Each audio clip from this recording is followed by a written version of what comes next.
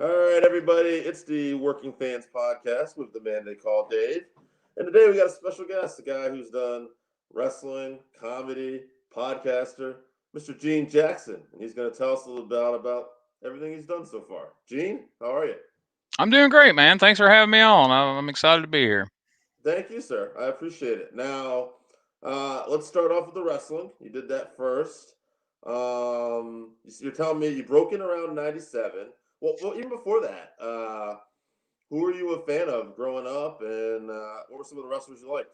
So I'm 43. So my wrestling fandom picks up about 1985. I watched it all my life, but that's when I start really remembering and watching every bit of wrestling I could get my hands on. And so I liked WWF and NWA slash WCW. But growing up in North Mississippi, I was a huge fan of Continental and Memphis wrestling. So I was a huge Jerry Lawler fan, a big fan of the Bullet, Bob Armstrong, and Wendell Cooley and the Nightmares, a lot of those guys. And of course, over in the NWA, Dusty Rhodes, big fan of Dusty, the Road Warriors, Rock and Roll Express. Me and a buddy of mine tied bandanas around our sweatpants to be the Rock and Roll Express one Halloween, and so a big fan of '80s wrestling. I still go back on YouTube and the WWE Network and spend a lot of time reliving those days and watching all the old school wrestling I can get my hands on. But yeah, I did start training to wrestle in 1997 over in Mississippi. A guy named Sammy Hall who had been a jobber. If you hey Rock, that's my cat. Running. Cameo there. But yeah, a guy who had been a jobber for Bill Watts back in the Mid South days, got trained by him and started wrestling late December of '97 and wrestled for several years across Mississippi, Tennessee, Alabama, Arkansas. Made a couple of trips over to Dallas for NWA Southwest, and after that, I kind of got out of the business for a little bit. Started writing columns for a couple of websites, and then eventually in 2007, I started a wrestling podcast back when it was just me, Colt Cabana, about four other people. Before nowadays everybody's got a wrestling podcast, which is cool. So Guilty. hey, nothing wrong with it, man. I've been Yeah. in and out of it, like I say, since then. Just recently started doing one here on StreamYard, like what you got going here, and I like. What do you think about StreamYard? I know we're straying off the conversation, but just momentarily, what do you think about it? It's pretty cool. No, it's funny you say that. So, we've been doing the audio for about a year, and we just started StreamYard in the last few months. And we got with this podcast network, and we started doing a live show every Wednesday. So that's where StreamYard came in. And now, literally, I was always kind of the guy who would seek out the interviews.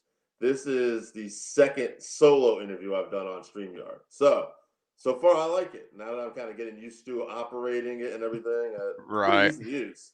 Um, forgive the smile throughout this thing. When you said a fan in '85, I'm 44, All so right. I'm the same thing. '84, and I grew up in Connecticut, so northeast version of that. Snuka getting hit with a coconut by Roddy Piper. Um, Yes. I remember earlier stuff, but like that's when it was like that and Hogan winning the title from Sheik was like the fandom was on. And then depending on your cable company you had for the older fans, younger fans might not know Right. this. Whatever you got in your area. So it started off WWF, and then I found like AWA, then NWA, and then for a cup of coffee, I was very fortunate towards the end to see Mid South when it was becoming UWF Wrestling, Bill Watts, and then Yeah. like holy smokes, like they had like two shows. It was like the main show that was like up to date weekly was like whatever it was. It was UWF Mid South Wrestling, but then it was like there was this Power Hour that followed it where they had a bunch Right. of people who weren't there anymore, but they showed these matches, and I'm looking at like Jake the Snake, all these guys I'm watching WWF, Junkyard Dog. I'm like, wow, the talent and the way they booked wrestling was so real. So much wrestling back, man. Like when I was a kid, I was obsessed with it. I wasn't a football fan or any Mm-hmm. baseball, any of that crap. Yeah. I got up and planned my whole day. Like Saturday morning, you get up and they had the the early morning NWA show on TBS at like 7 or 8 o'clock in the morning. Then you had Yeah. like a WWF wrestling challenge or something was on like the New Jersey channel that we got somehow in Mississippi at the time. Then you had Okay. Memphis Wrestling came on at 10, and then in the afternoon at 5:05 for us. It wasn't 6:05. World Championship Wrestling, and Mm-hmm. then Continental came on at 10, and then every now and again you had that Saturday night's main event coming on, and then Yeah. every day when I got home from school, ESPN had AWA, and then eventually Mm-hmm. World Class, and later on Global down the line. So there was a lot of wrestling to be had, and man, if wrestling was on and I knew about it, I was watching it. And if there was a show going on anywhere, within a reasonable driving distance of my house, I was bugging the crap out of my dad to take me to it. So, huge fan. Roxy, come on now. I will say, and not to name drop, but just to kind of give a background here, you mentioned Legends of World Class. Um, I mean, I got to interview some names so far that I was surprised at. Like we got Al Snow, Morton, some people like that. But a mark out moment for me because I had that moment where I just like watched the world class on wrestling like every day, come home from school, and for me it was like on, and I love that, and I grew up kind of reliving the Von Erichs. We got to interview Ross and Marshall, and the whole Oh, time cool. audio interview, but I'm just grinning. I'm so excited. I'm like, I can't believe it. I'm talking to like Kevin's kids and just to hear stories about them, about their father and the family and how big they were in Israel.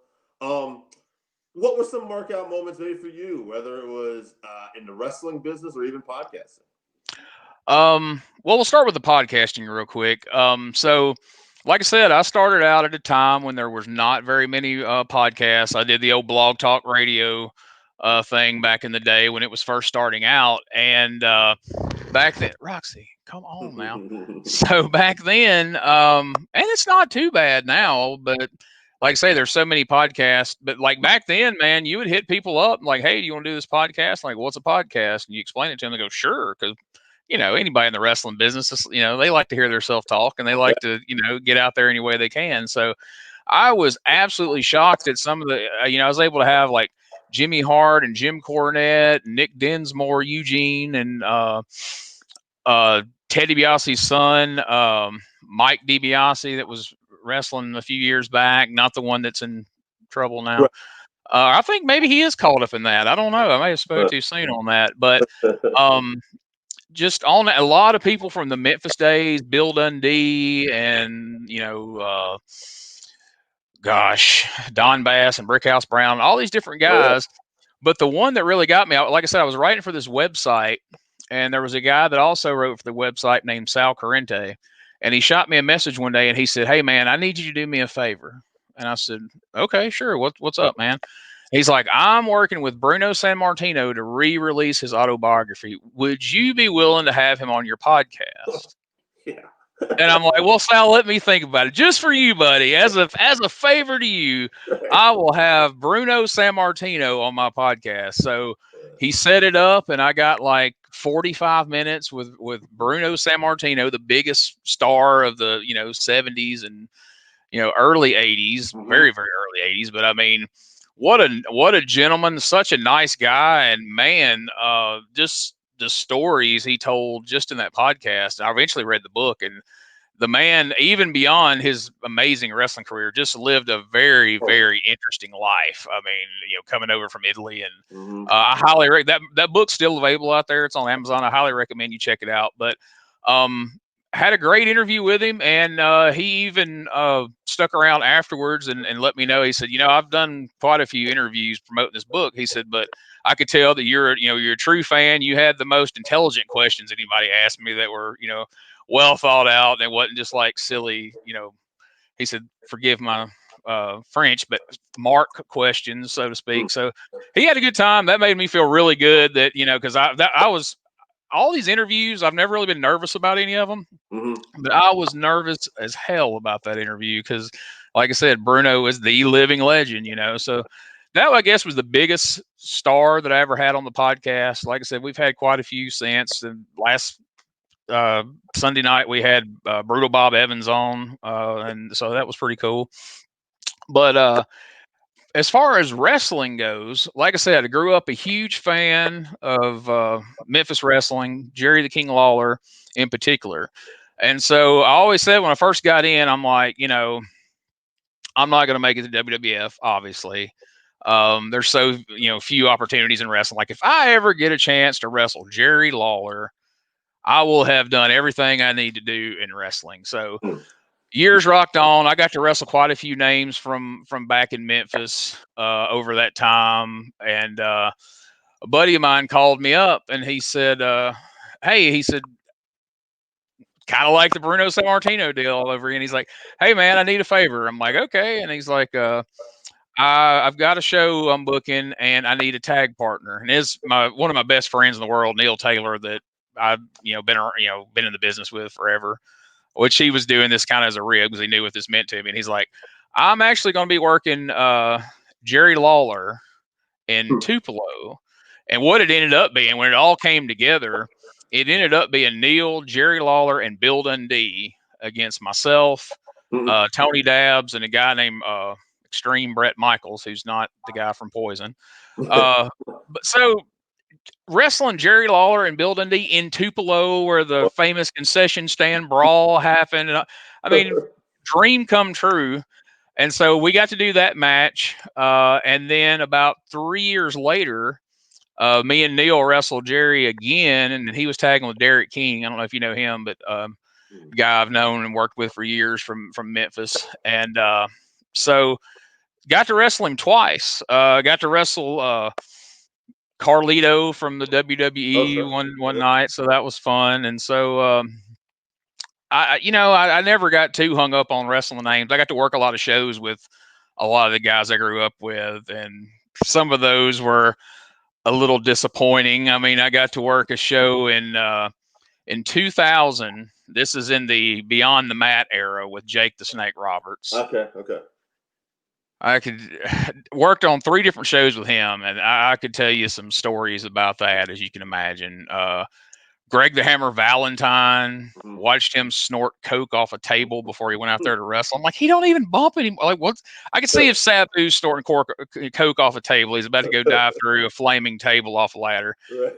Greg Valentine's out there wobbling, taking face bumps, but he's back Mm-hmm. here, snorting coke. As soon as you said it, I'm like thinking like, I popped in my head. Don't meet your heroes. They tell you a lot of times. Uh, Don't meet your heroes. hey, some of them I've met have Yeah. been amazing. Mm-hmm.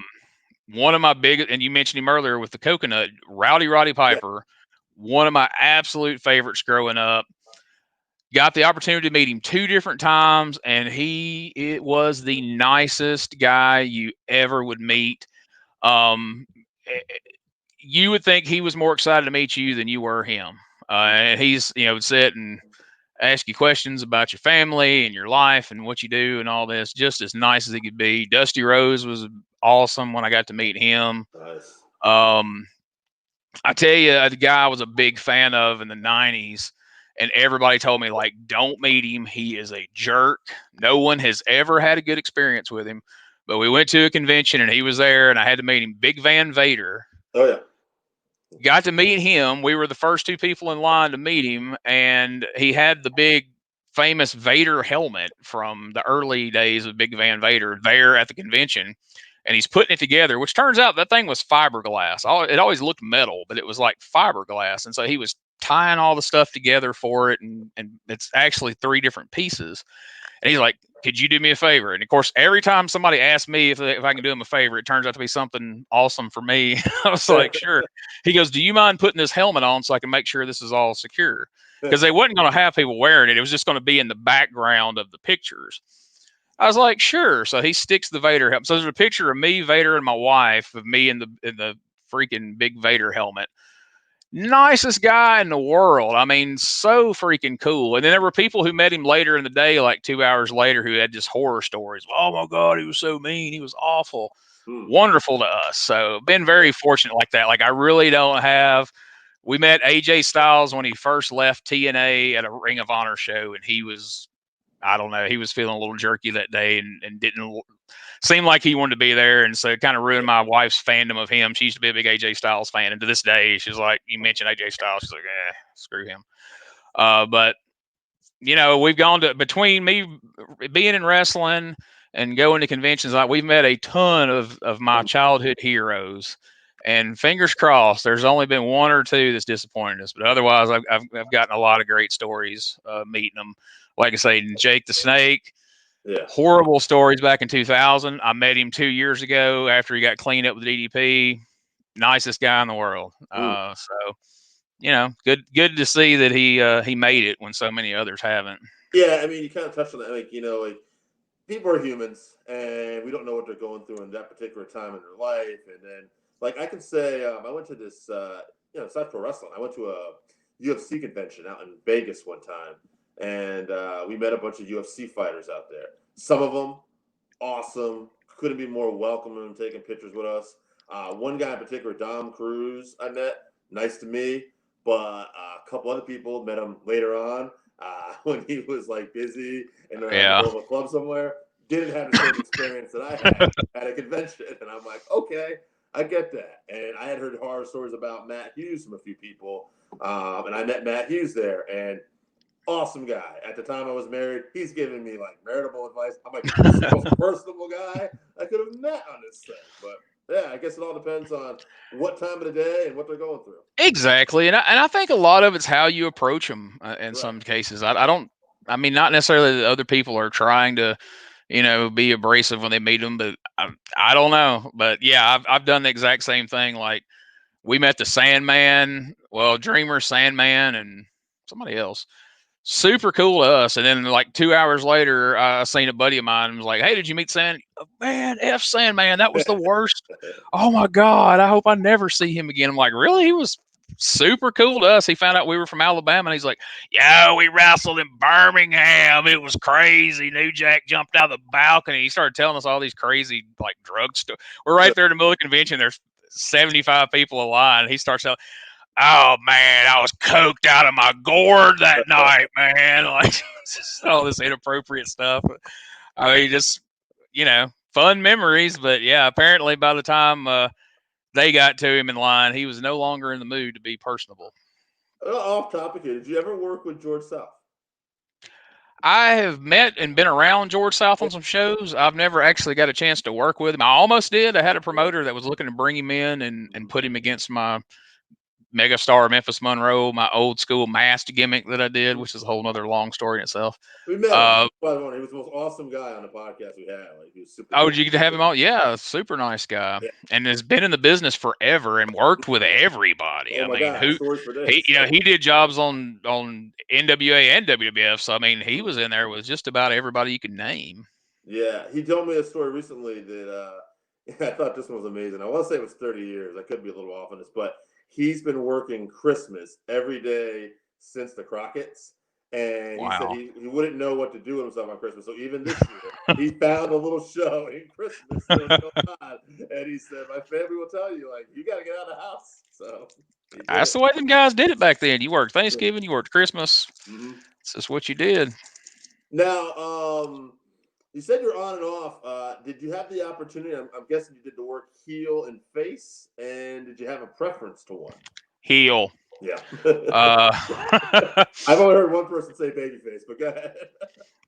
out of the hundreds and hundreds of matches that I've had, I've probably had 10 matches as a babyface, and it was the most miserable. Like, I told the promoter, I'm like, if I have to be a babyface, I don't even care to do this. Like, it is no fun. It feels so unnatural.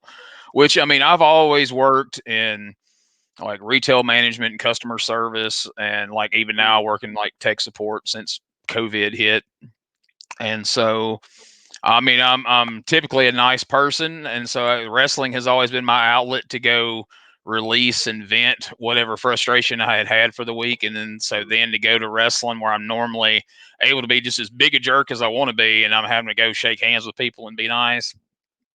Did not enjoy it at all. I always prided myself on being the biggest heel on the show everywhere I went, and I've got quite a few stories of when me and Neil went to Gibson, Tennessee, the most backwood redneck town in the world, and they was like going back 30 years in history, and that was back in like '98. And their main tag team there was a team called Southern Pride. And of course, they wore rebel flag pants and carried rebel flags in the ring. Back before that was, completely unacceptable, even in the South. But so me and Neil went there, and our tag team name was Southern Destruction. And so we were anti, South. And of course, obviously, we were anti rebel flags, which Right. made us huge heels. Right. But the guy who promoted the show was actually the mayor of that little town. Hmm. And so our first week in, Southern Pride defends their titles and they win their match and they're in the ring and they're waving the flag. Well, here come me and Neil in the back door. We attack them. We attack the promoter, lay them out. We take their rebel flag and roll the promoter up in it. And we had a bottle of charcoal lighter, which actually had water in it. But, we hose him down and we're just about to throw the match on him as more baby faces hit the ring. We went there for like 3-4 months in a row, and we had to have a police escort out of town every time. They literally wanted to kill us. Uh, Wow. and then even in recent years, over like Pro South Wrestling over here in Piedmont, Alabama, me and my wife used to have like security escort us out and watch our car because they were threatening to slash the tires and all this kind of stuff. Even in the day of, Wow. kayfabe being mostly dead. But it's like that really old, saying, Johnny Valentine, like, I can't make you think wrestling's real, but I can make you think I'm real. Yeah. And that's what, the promoter talked to some of the fans, after the shows, and they were like, why do y'all hate Gene so bad? And they're like, the rest of them guys are just playing bad guy, but he really means that stuff he said. He really looks down on us. He really hates us. And so that's what I've always tried to do when I go to the shows is try to be the biggest heel there, and so far I've done pretty well at it. I think you're onto something too about that retail gig, because I did retail for a while too, and some of us who worked in retail for a while, even not in wrestling, can be the biggest heels when we want to be. It's like, Oh yeah, you build that up and you can't yeah, let it out. You just got to smile and take it. And so you mm-hmm. take it and take it, take it. Then them poor folks at the wrestling show that weekend, they're gonna reap the I'm reap jealous. the I'm hell from it. jealous. Another thing I never thought I'd be jealous of being a wrestler. I'm like, oh yeah, that'd be fun. Absolutely. Give me 1 second. I realized I never had this like mic. We're obviously will hear me. It's fine, but I'm gonna just shake this.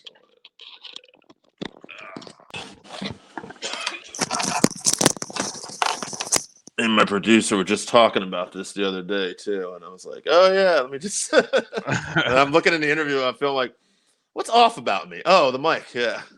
So continue on. Like I said, I've been doing like phone interviews for like the last like year, so we're now kind of stepping up our quality. It's kind of funny, learning like things like we had Al Snow way too early. You know what I mean? Like, we didn't know what we were really doing. Like I just started asking people. I was surprised he said yes. It's like, oh, okay, But all right, let me get back to this here. So we're talking about heel. What about any injuries? Any major injuries that you had in wrestling? Like I said, I started in '97, and I was very lucky and went years without any you sore this and that, and Yeah. turned ankle and tweaked your knee and stuff like that. It wasn't until I guess it was around 2012. I was wrestling a match over in Jasper, Tennessee, against a guy half my size, and he goes to dive on me to pin me, and his knee catches me in the rib and cracks 2 of my ribs. And so I I don't wish injured ribs on anybody. I don't know if you've ever broken or hurt any of your ribs, but it is the most miserable thing in the world. So that happened, and it was 2 weeks out from my first match with Lawler. Oh, jeez. And so I was miserable. Couldn't sleep. I mean, if you laughed, it was miserable. If you coughed, it was miserable. Couldn't get comfortable at night. And so the doctor, was like, well, you need to take off for a couple of months. I'm like, well, I've got a match with Jerry Lawler, so that's not happening. So anyway, I show up for that match with Jerry Lawler, and just a quick side story along with that, because it goes along with this injury thing. So my ribs were starting to feel a little better. They weren't completely healed, but they were manageable. So they put all of us in a room, except Lawler wasn't in there at the moment. He was off helping. Brian Christopher was on the show too, and him and Brian was off doing something. And so they throw us all in the room. And so Dundee's like, well, what are we going to do for the finish? And turns out, I didn't know, but he was actually ribbing because Lawler calls all the finishes on his matches. But I didn't know that. But Mark told me. Okay. So Dundee says that, and I'm like, well, I've actually been thinking about this. So this wasn't long after he had started back wrestling after the heart attack, that nearly killed him. And so I said, well, I've been, this gimmick I was doing at the time, this Memphis Monroe thing. I tried to tie in every old school Memphis. I had a loaded boot, and I did the heart punch and did the claw, and like every 70s and 80s gimmick in the world. I did all of them. And so I was kind of joking, but I was like, well, what if for the finish, we had our manager, Hollywood Jimmy Blaylock. I said, what if me and Lawler are in the ring, you guys are fighting on the floor, Jimmy sneaks in and he hooks Lawler, and I go for the heart punch, and everybody knows he just come back from a heart attack, and then when I come across, I charge him, and then Lawler moves, I hit Jimmy with the heart punch, Lawler schoolboys me 1, 2, 3. And Dundee's like, well, okay, that might work. And so a couple minutes later, Lawler walks in the room, and Lawler goes, so what are we doing? And Dundee goes, oh, Memphis Monroe hitter. He called a good finish. Let's see if you want to do it. He's going to punch your heart in. And Lawler goes, what? And he goes, go ahead, Monroe. Tell him you'll finish. And so I was like, now I can kind of tell I'm getting ribbed, So I'm like, King, here's what I came up with. And so we went through it, and he goes, I like it. Let's do it. Nice. And everybody looks dumbfounded. So we all start to, and so Dundee pulls me aside and he goes, I've been wrestling with him for 40 years. I've never seen him use anybody's finish. Good job, kid. I was like, cool. Yeah. Well, comes time for the finish. And I don't know if he did this because I called it or if he literally forgot. But as I charge him, he forgets that he's supposed to just move so I can hit Jimmy. He gives me a boot to the stomach, which catches me exactly in the ribs that I had cracked, and now they were officially broken. So I run in full speed, not expecting a foot. He throws a foot up. I run into it. Boom, gets the ribs, and I'm like, oh no! He schoolboys me, which rolls me in a ball as my ribs are now broken. And as we rolled up, it was 1, 2, 3, and I'm laying there holding my ribs, and Jimmy comes over, and is like, "You all right?" I'm like, I couldn't speak for like 5 minutes. So I ended up going back to the doctor that Monday. Turns out now they're actually broken. And after that, oh my gosh, like it took me probably 3 years before they were healed up completely. Like I took 6 months off from wrestling, come back, and they were okay. And then I gave somebody an elbow drop, and the way my side hit them, it dislocated them again. Like it was just an ongoing thing. And that's really the only nagging injury that I've ever had. But my gosh, like I said, that was just an ongoing thing for probably 2 or 3 years. Hats off on getting that finish approved too. Man. I'm listening to that, and I'm like, this is a good fit. I like it because one thing I noticed that you're doing in a lot of stuff is that I always remember this, even though I know I picked up on it later. But the first guy who ever pointed out, I think it was in his book, was Terry Funk talked about bringing something personal and bringing something real life into it. And I see, like, you try to do little elements of that there, and with the heart punch and everything. And I'm like, I wonder if he'll buy it, because that sounds like a great idea.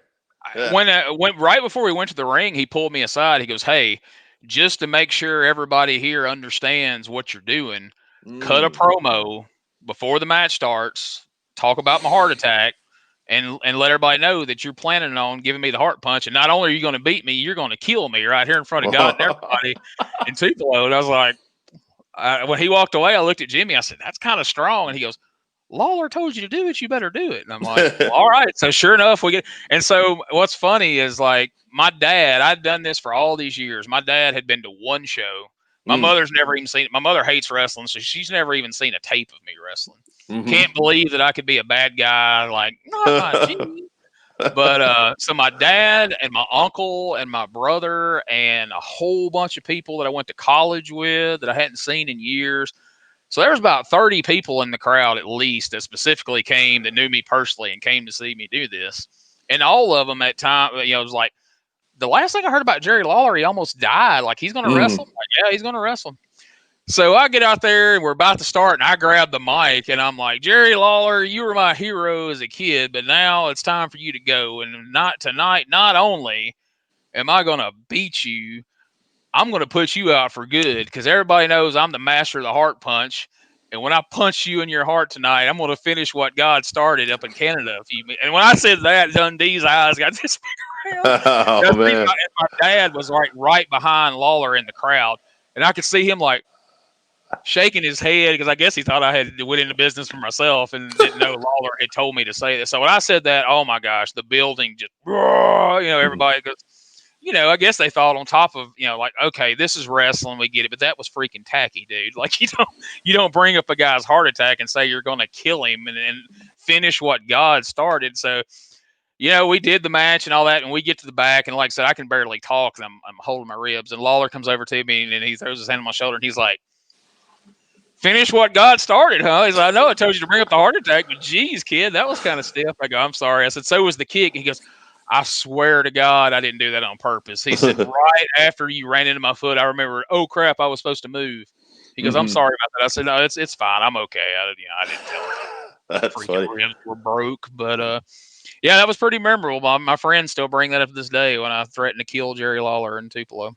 Yeah, so I mean, I can imagine. So smart on his part to talk about the promo ahead of time and make sure everybody knew what was going on. And then, yeah, what a moment for you, man. I mean, you're wrestling your hero, biggest match, and then you're dealing with busted ribs, which end up getting broke afterwards. And your family and friends are there. Like, that's a crazy story, man.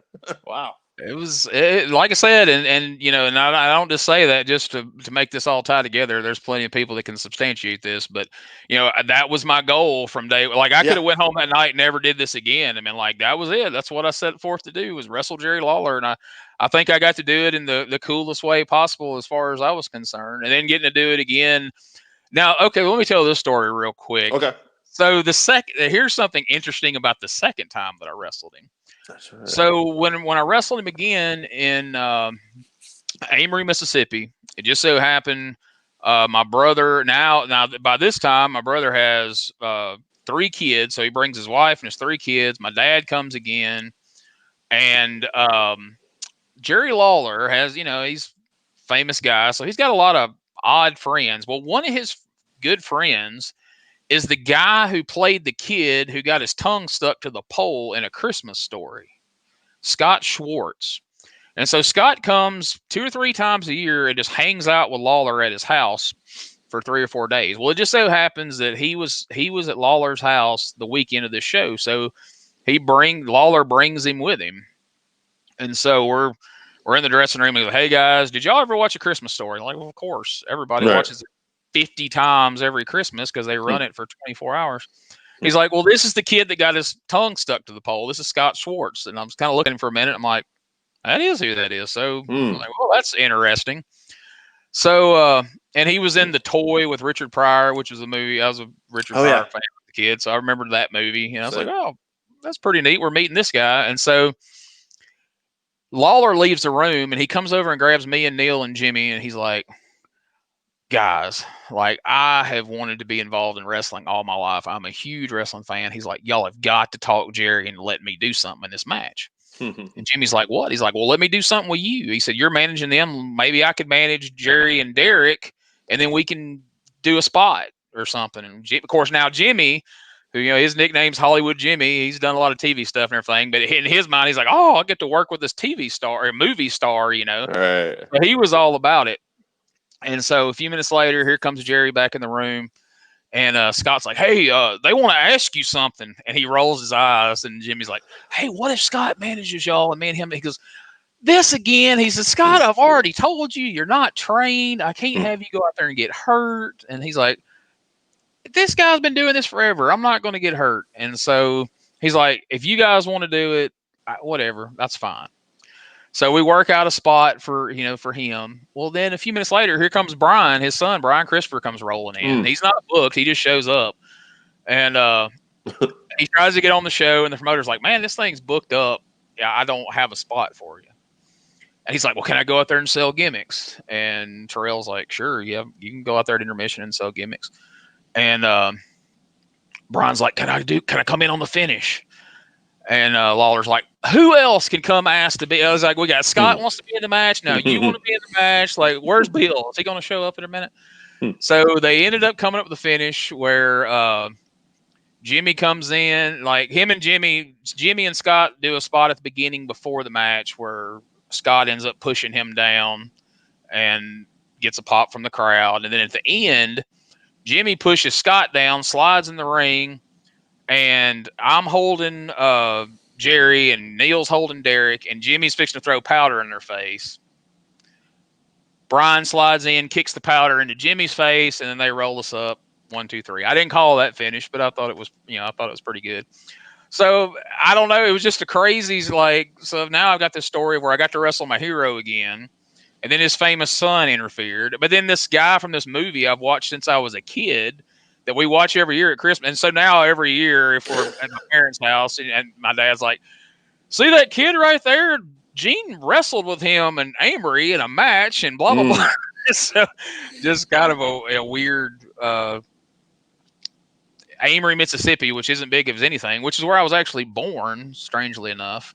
4 miles from there in a hospital, we got to work with Jerry Lawler, Brian, and Scott Schwartz, who played the kid who stuck his tongue to a pole, which I tried to talk him into getting his tongue stuck to the ring post for the spot. He wasn't having that. Like, well, if anything, Jimmy's got to do it. And Jimmy's like, I'm not putting my tongue on that ring post. People's bled on that.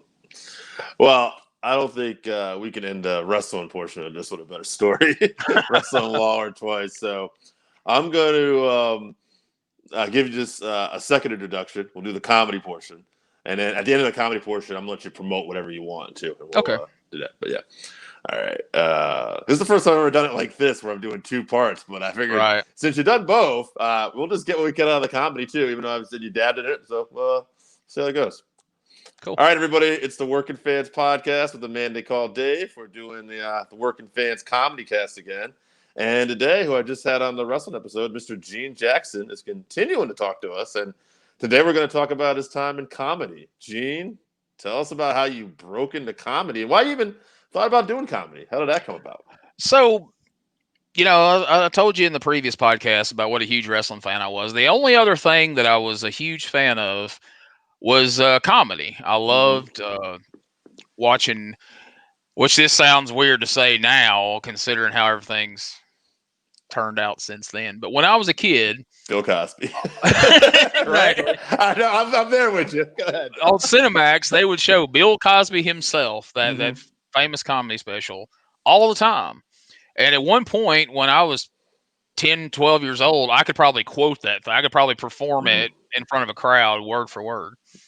And so it really, amazed me. Like, people get paid, like people make a living standing up there telling jokes and, being funny. So I always liked, watching comedy. Eddie Murphy Raw, Delirious, Rodney Dangerfield. I was a big fan of him when I was a kid. And so all these different comedians, and I enjoyed it, but I never thought about actually really. I thought it was cool that they do it, but I didn't really think about actually doing it myself. I didn't know how you'd even go about it, So, but I always watched it, and then I went to the Stardome in Birmingham, which is a comedy club, and watched. Who did we go see? Witherspoon, the dad from Friday. Yeah, John Witherspoon, John, I guess. I think you're right. Yeah. Embarrassing, I'm blanking out on him. But anyway, we went to go see him. And at the end, they were like, hey, check out our open mics, every third Saturday or whatever it was. And we got in the car, and my now ex-wife, we were heading home, and I was like, open mic, huh? I was like, I might try that. And so I've signed up. Because you had to sign up for it ahead of time and all this. And man, it turns out stand-up comedy is a lot harder than it looks. Most folks think, well, you just get up there and you're funny. Right. Or you just get up there and you tell jokes. And I mean, it's one thing to be the funny guy in your circle of friends. It's one thing to be the funny guy at work because you know those people, you know what they find humorous. you usually have, things in common or stories, or, they have some insight into what you're talking about. But to make plans to go to a comedy club in front of people you don't know who's going to be there, you don't know how many of them's going to be there, and have material prepared that can potentially make people laugh of all walks of life, different ages, races, whatever, group you want to say, it's pretty hard. So I listened, at the time. I had a 45-minute commute to work every morning, back and forth, and I had XM radio, so I listened to those comedy stations on there all the time, which actually was the worst thing in the world when you were trying to write comedy material, because you start feeling like there's nothing that hasn't been covered. Like, everybody talked about everything. Like, there's not a fresh idea to be had. So I finally just had to quit doing that. But anyway, I came up with a few jokes and went down, and I did pretty well. Got a good, they got a good reaction, and so I went back a second time and did pretty well that time. And the owner of the club was like, "Hey, keep coming back. You're doing well." But where I screwed up initially, and I still have a problem with this to this day, is I knew a lot of the same people were coming back. It's kind of like going to the working wrestling shows back then. 70% of the crowd is the same people over and over, because, and 30% of the crowd's the same because they're there with the wrestlers. They're the family, the friends, the hangers on, whatever. And so in my mind, I'm like, well, these people seen me do that material last time. I'm not going to go. So I was trying to write a whole new set every time I went. And then one time, about the fourth time I went, my friends at work was like, "You should tell stories from work. We got all these hilarious stories." And so I was like, "All right, well, we came up with some of the best stuff." And I get up there, and I'm about three stories in, and it's dying. Like, it's the first time that I've gone up and I'm getting nothing. So I freak out. I don't want to do the stuff I've already done. So I just start, like, doing crowd work, like heel wrestler, Okay. like started ripping on people in the crowd, which, they, I'm not Don Rickles, so they're not too, forgiving of that. So I come to the back, and the club owner, like, he's like, "What the hell was that?" I'm like, "Dude, what I was doing wasn't working." So I just started doing crowd work. He's like, "That was bad guy wrestler stuff," because he kind of knew my story. He's like, "That's bad guy wrestler stuff. That's not what we do here." He's like, "Well, why didn't you do the Alabama Auburn thing? Why didn't you do this?" Well, I was like, "Well, I already did that." And he's like, "That's what you do, man. You go up, you get you a set, and you weed out the stuff that don't work, but the stuff that works, you do that every time you go up." He's like, "You know how many times Ron White told tater salad, to the same people?" And so I was like, okay. And it pained me to do that, because, like I said, I always prided myself when I would go. I would do shows every Friday night as a wrestler. I didn't go say the same hateful stuff to him. I had new and improved hateful stuff each and every week. So I started doing that and started trying to repeat the material some. But then my job schedule changed. So like I say, that was around 2006. So then, gosh, probably 3-4 years passed before I got to do it again. I went back to the Stardome, did some more open mics there. But during those open mics, I met a guy named Jesse who was doing radio for the Rick and Bubba show as the Casio Kid.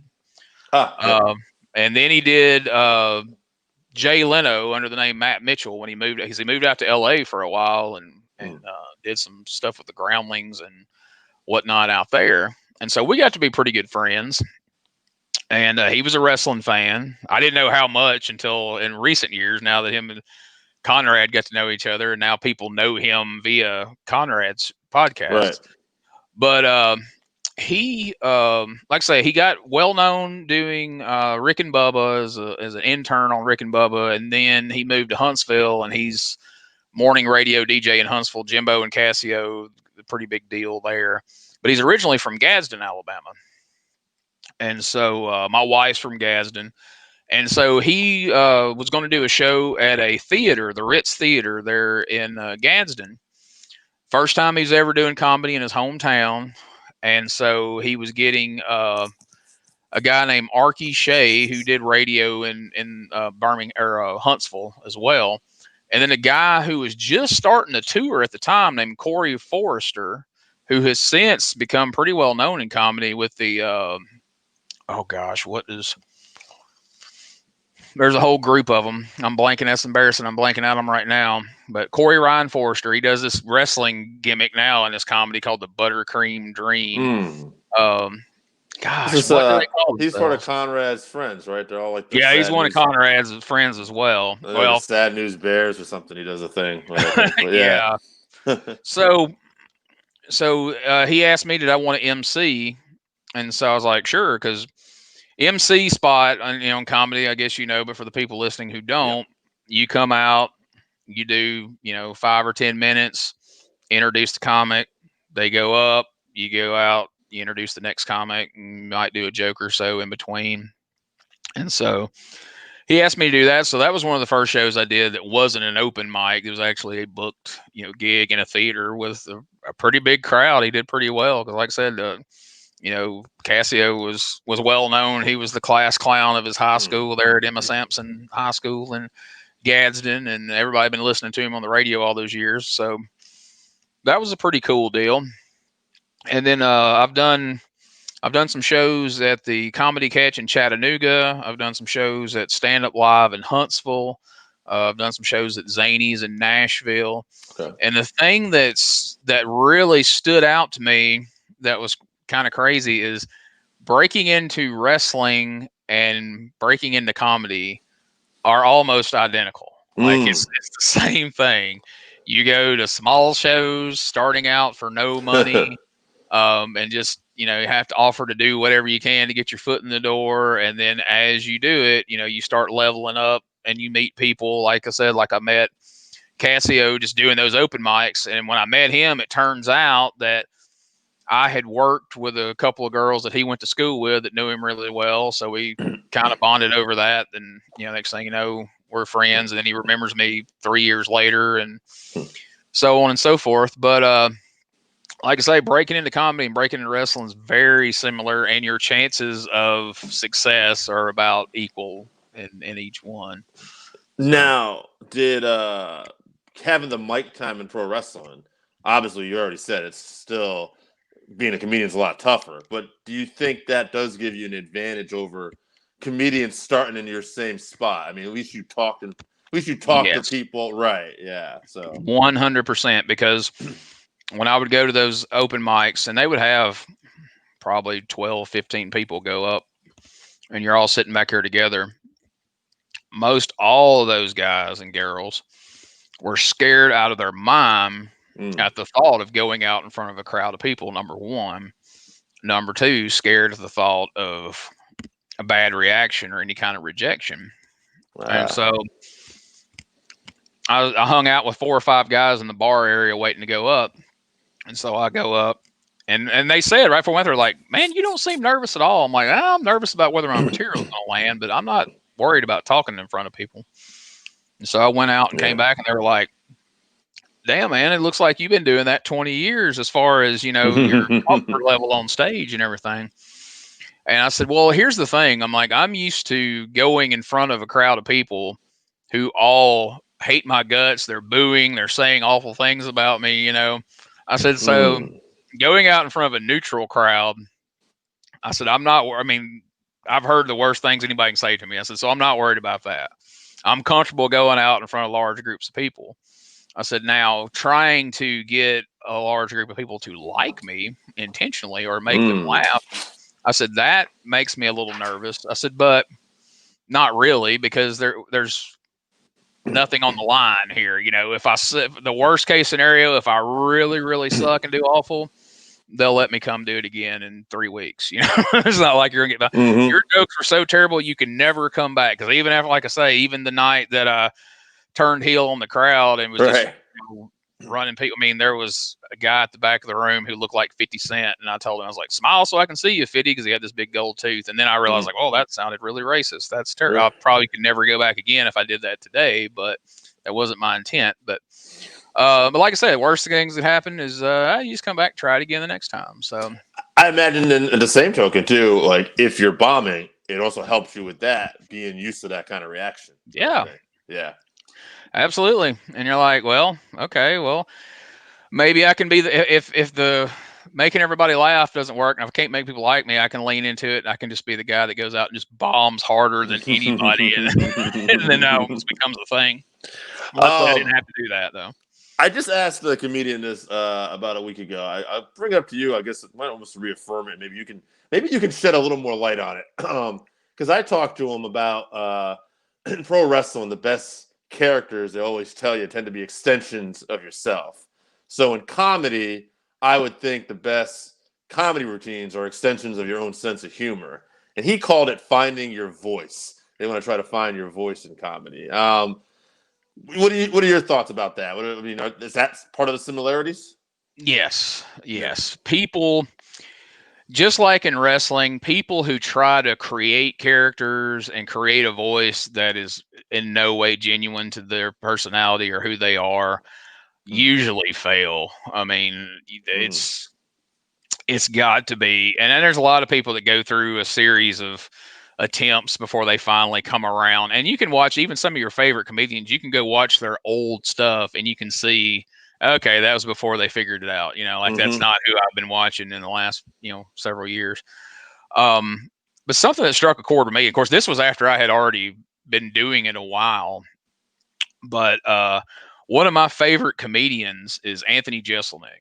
Yep. I don't I know saw how it familiar you are with him, but on the roast. he's Yeah. almost like, yes, exactly. That's where he Yeah. became famous, and he's Mm-hmm. almost like a heel comedian in my head. Yeah. Well, Mm-hmm. I listened to him. He did a podcast with I want to say, gosh, who was it? Maybe Jim Norton. I don't know, but he did a podcast and they were kind of talking to him, and you don't catch him out of character very often, but he was kind of talking about the background and like, so what would they're like, what was the root of all this? Like, when did you decide to go the route that you went? And he said, when this all clicked with me, he said, I was at Madison Square Garden at a wrestling show. Mm. He said, and Razor Ramon was in the ring. And he said, and he was the bad guy because that was even his gimmick. Right. He said he's the bad guy. He goes, but he was the bad guy, and people were booing. Like when he come out, people were booing and they were throwing stuff, and he won the match and they were mad. He said, but then as soon as he left the ring, he's like, the girl next to me goes, I love that guy. He's awesome. And everybody's like Mm. high five and go, oh yeah, he's awesome. And he's like, oh, they get it. Like that guy is not a bad guy. They just get that that's the character he's playing. Right. And he said, it occurred to me that you don't really have that in comedy, really. He said, I always wondered, could I go up on stage and just be a complete a hole, but people still kind of get it. And if you watch his stuff, um, he's very smart about it because he says like he says these horrible jokes, but then he'll give this little smile afterwards or this kind of a wink Mm. that kind of gives you like, all right, we're joking here. Don't get too Yeah. serious. But like I love his material. Like one of my favorite jokes of all time is when he gets up there and he's like, yeah, when I was a kid, he said, my parents always believed that they had to have a gun in the house. They had to have a gun to protect their 5 children. He said, but eventually they got rid of the gun to protect their 4 children. Stuff like that. But he's one of my favorites. Tom Segura, I'm a Mm-hmm. huge fan of, even though he talked a lot of crap about pro wrestling. Mm-hmm. But I get it. But I've struggled with that, because you you don't want to. I hate, like when I first started doing these open mics. Like I said, this is around 2006. And so you could sit there and watch and go, that guy likes Larry the Cable Guy. Mm. That guy likes Mitch Okay. Hedberg. That dude's trying to be Chris Rock. And like, I never wanted anybody to sit out there and go like, he's funny, but he's trying to be Jeselnik or he's trying to be Dave Attell or, Mm-hmm. whoever the case may be. So I tried to be very aware of that. Like, okay, study these people and borrow things from them. But you know, some people you can just tell that that's what got them into comedy, and they are now almost doing an impression of them on stage, and that drives me up the wall. Even if you're not just outright doing somebody's material, to go out there and just steal somebody's persona to me is just as bad. Sure. I mean, you don't want to be in the ring and you're not trying to rip off Jerry Lawler and you come off like a. You don't want to be a carbon copy. You don't want to be Paul Lee. I don't know if you know who that is. Oh, yeah. I just came into. It's so funny. For as long as I'm watching wrestling, I didn't find out about Paul Lee until about a year or two ago. Oh, actually, right when the first Talking Shop came out, and I'm like, what the hell is this? My buddy's like, oh, you haven't seen Paul Lee before? I'm like, no. And I'm like, oh shit. And then you find out he's made a career out of that. But yeah, I mean, I'm glad Talking Shop are using him in the way that he should be used now, sure. as a complete joke Yeah. and pure comedy. But I mean, I have done serious shows where people have booked, like I did a show in Ripley, Mississippi, where they booked him against Coco Beware. And you know, Coco, I guess, didn't know what he was up against, and they brought him in, and he brings the Flair robe, and because I mean, I don't know if you know his backstory, but like he paid Flair. He paid Flair like 10 grand to walk out in front of a crowd in a like sports bar somewhere in Georgia to say that he's the new Nature Boy, and he's handing him over the name and all this kind of crap. And so that guy walked in, and Coco is a pretty volatile fellow to have been the Birdman and the fun-loving dancing guy in the 80s. He's an angry dude in the 2000s. And so I happened to be sitting just a few feet away from him. And so Paul Lee comes in, and he's like, can we cuss on here? I don't know what your language thing. It's fine. Nah, so he's like, kind of, and I don't really know Coco, but he kind of tapped me on the arm. He's like, who the fuck is that? I said, it's the guy you're working tonight. It's Paul Lee. He goes, he tried, because he come in acting like not in front of the crowd. He walks in the dressing room. Woo, what's up, baby? And he had a suit on. He's carrying the robe and got the sunglasses in the dressing room. He's like, is he trying to be Ric Flair? I'm like, oh, we're Coco. We're 10 miles past trying to be Ric Flair. I'm like, dude, he swears he is the real Nature Boy. I said, yeah, you'll see. And he just put his head in his hands. He's like, I'm like, whoop his boy's ass. And I'm like, more power to you, man. I'm like, you'll be over more than you already are if you whoop his ass. Man, everything he did to him, he lit him up, chop. And that's what's funny. He's like, you want to be Ric Flair? And he backed him in the corner and just starts lighting him up with chops. And after every one of them, Coco was going, woo, woo, woo. So now we're off on wrestling. It's supposed to be the comedy. You know what? I mean, first of all, that's comedy gold. And secondly, I mean, that's something you don't have to deal with up and stand up. Nobody's going to actually beat you up at least. Yeah, even though some people need it, but yeah, I'm sure. Sure. So I guess one final comedy question. Two, actually. Actually, I want to ask you a random comedy question. Favorite comedic movie? Ooh, I guess that's so tough. But if I have to say one, Tommy Boy with Chris Farley. Oh, yeah, excellent choice. It's one of those that anytime it ever comes on, I've got to sit and watch it, and I laugh just as hard the 10,000th time as I did the first time. Love it.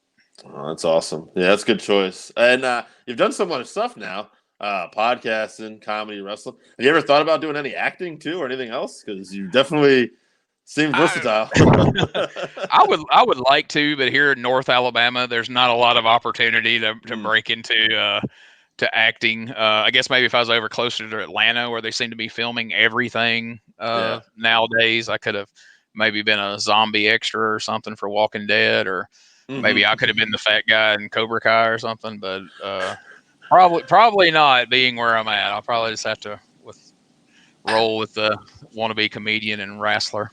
Now, actually, one thing, comedy or wrestling, have you done either one in the empty arena setting?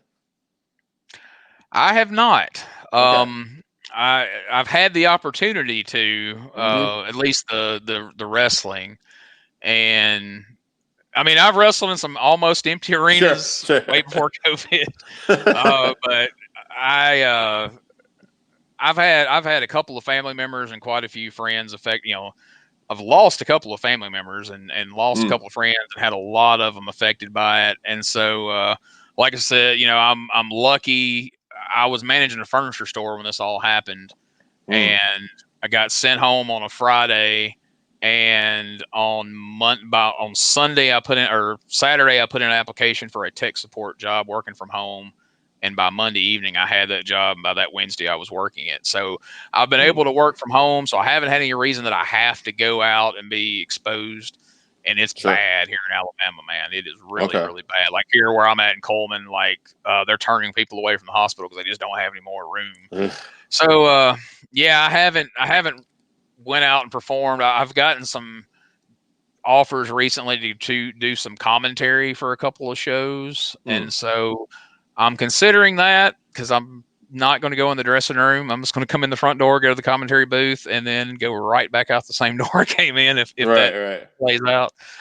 Nothing against anybody, but I'm just I don't know, man. I'm not the healthiest dude in the world. I'm afraid if I got it, it would do me in. So I'm trying to ride this thing out. Yeah, I understand that. Now, well, you've been gracious enough to talk to me about wrestling, comedy.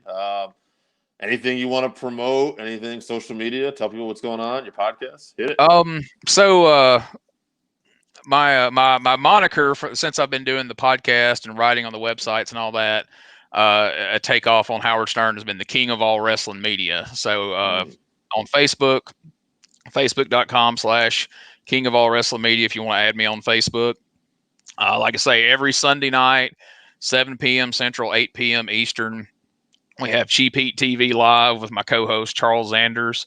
And we always have a wrestling guest on. This week we've got Cabana Man Dan coming up. We had Bob Evans last Saturday.